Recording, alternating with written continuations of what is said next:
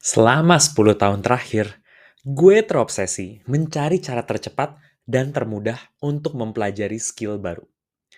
Setelah bertahun-tahun berkecimpung di dunia corporate training dan membaca buku tentang hal ini, gue menemukan sebuah kesalahan yang menjamin tingkat kegagalan hampir 100% dalam menguasai skill apapun. Sayangnya, ini adalah kesalahan yang dilakukan kebanyakan orang setiap hari. Kesalahan itu adalah sporadic learning, alias belajar tanpa arah yang jelas. Di video ini, gue akan jelasin framework yang bisa mentransformasi lo dari sporadic menjadi intentional learner. Framework ini ngebantu gue dari orang yang gak suka baca buku sampai akhirnya bisa namatin baca 100 buku. Yuk, kita mulai. Framework tersebut adalah MOVE Framework. Ini adalah framework yang gue develop sendiri berdasarkan pengalaman gue pribadi dan sudah gue coba. Move framework terdiri dari 4 komponen. Motivate, memiliki motivasi untuk belajar. Obtain, menentukan strategi belajar yang efektif. Validate, memvalidasi ilmu dan keahlian yang kita miliki. Educate, membagikan ilmu dan keahlian kepada orang lain. Yuk, kita bahas satu persatu. Pertama, motivate. Motivate atau motivasi memberikan kita alasan untuk menghadapi kesulitan dan ketidaknyamanan dalam proses pembelajaran. Ini adalah hal yang gue pelajari dari Viktor Frankl, penulis buku Man's Search of Meaning. Jadi beliau ini pernah ditahan di kamp konsentrasi Nazi.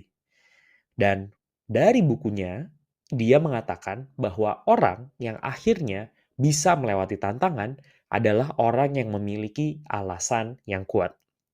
Nah, jadi penting banget untuk mau belajar itu punya motivasi atau punya alasannya terlebih dahulu. Contoh motivasi itu apa sih? Nah, ada dua jenis motivasi, yaitu motivasi ekstrinsik dan motivasi intrinsik. Motivasi ekstrinsik berasal dari luar. Misalnya kita pengen belajar supaya kita itu mendapat pujian dari orang lain. Kita mendapatkan promosi atau kenaikan gaji, dan kita dihargai dan mendapatkan rasa hormat. Nah, ini tuh cepet banget dirasainnya, tapi cepet juga hilang. Jadi buat lo mungkin yang pernah dapet dream job lo atau sudah dipromosi, gue bisa kebayang lo akan happy selama beberapa hari atau beberapa minggu, tapi setelah berapa lama itu akan hilang.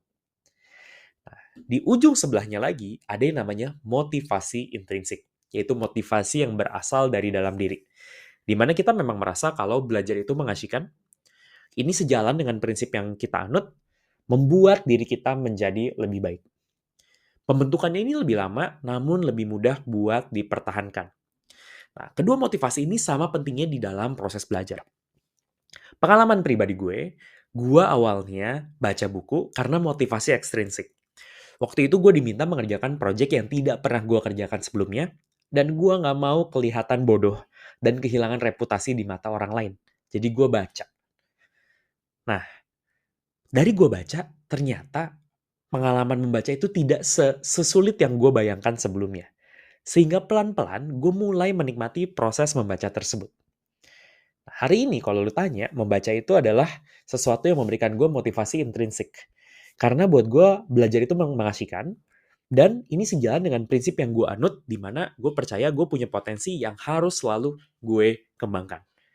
Makanya sekarang gue nggak pernah punya kesulitan untuk terus belajar atau membaca, ya karena ini udah menjadi motivasi yang kuat.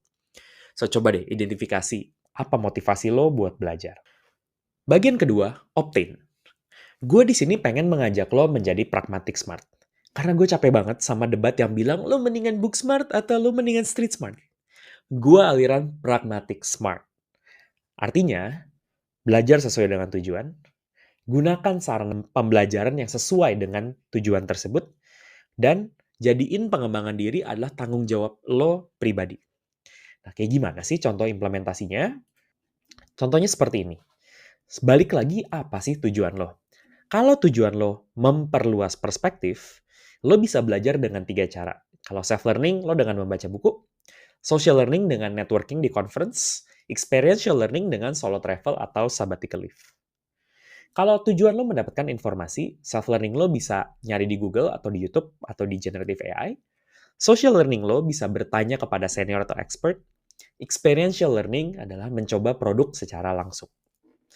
Dan yang terakhir adalah untuk mengasah kemampuan, lo bisa mengikuti online course untuk self-learning, mengikuti workshop atau bootcamp untuk social learning, dan mempraktekkan ilmu yang dipelajari untuk experiential learning.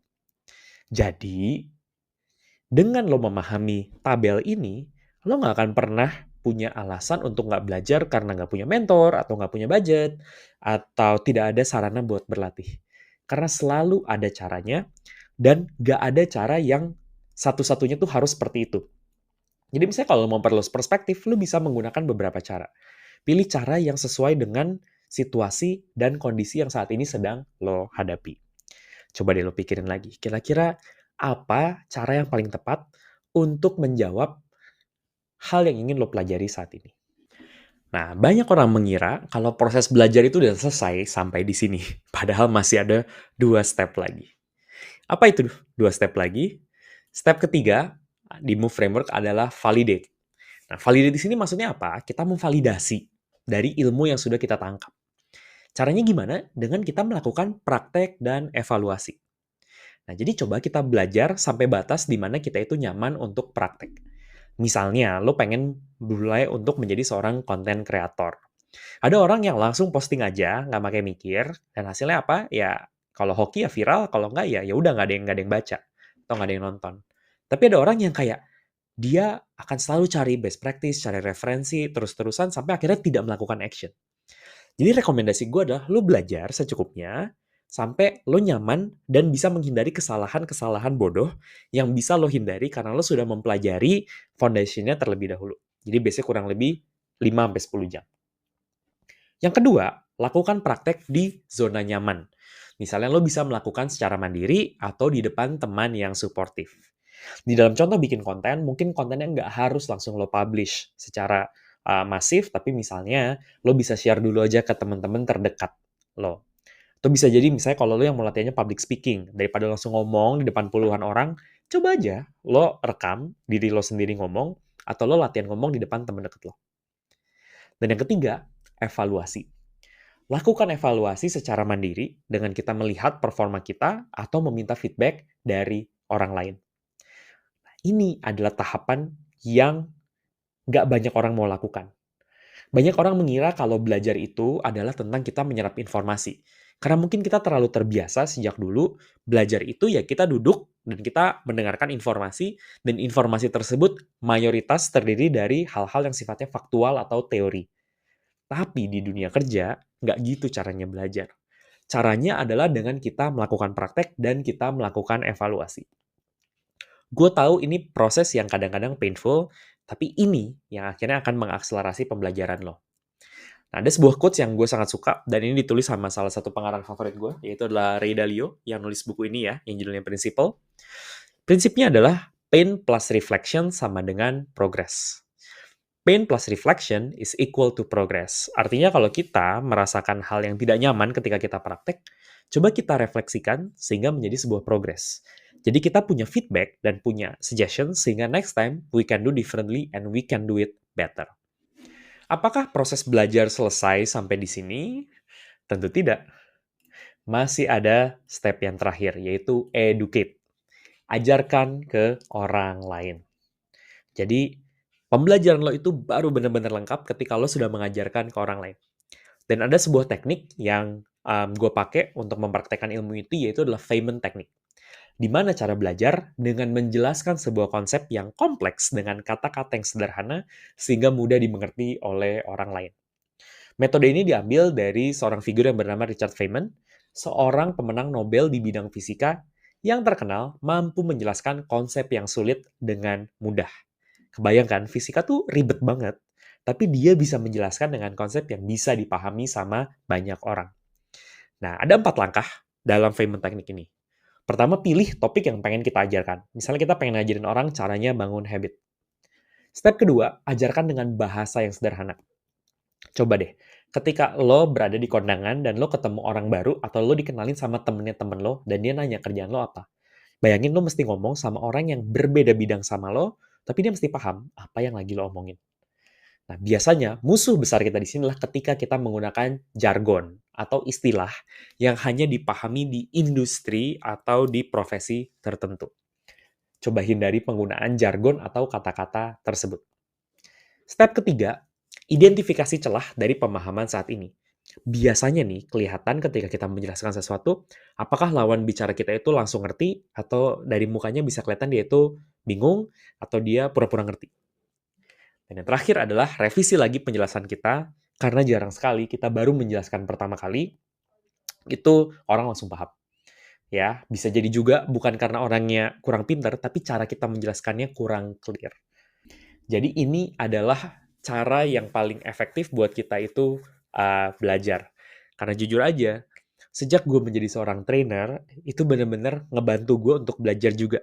Karena gue nggak bisa untuk mengajarkan ke orang lain hal yang gue nggak bener-bener pahami. Akibatnya, sebelum gue training, gue jadinya bener-bener mempelajari lagi, dan gue sadar, kadang-kadang gue itu suka lupa satu atau dua hal yang mungkin antara gue lupa atau memang gue belum paham sama konsepnya secara lebih mendalam.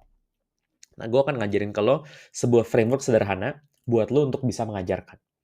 Nah, lo bisa menggunakan frameworknya namanya What, Why, How, Now. Jadi misalnya ada sebuah topik, apa topik itu? Deskripsiin definisinya. Why, kenapa belajar topik itu penting. Yang ketiga, how, gimana caranya untuk memaster topik tersebut. Yang keempat, jadi misalnya kalau how itu step by step guide-nya. Yang terakhir adalah now. Lalu apa yang harus mereka lakukan sekarang. Kalau lu butuh contoh, lu bisa ulang tonton video ini lagi karena video ini disusun exactly dengan struktur seperti ini. Mungkin gue nggak banyak jelasin why-nya, karena asumsi gue ketika lu sudah ngeklik video ini dan lu nonton, apalagi sampai sekarang, lu sudah sadar pentingnya belajar. Jadi gue nggak perlu menjelaskan why-nya. Nah, lalu apa bagian now-nya? Oke, kalau mau belajar, terus mulai dari mana? Mulai dengan kita memiliki motivasi. Dan salah satu cara untuk punya motivasi adalah memiliki kesadaran diri kalau kita itu masih harus belajar.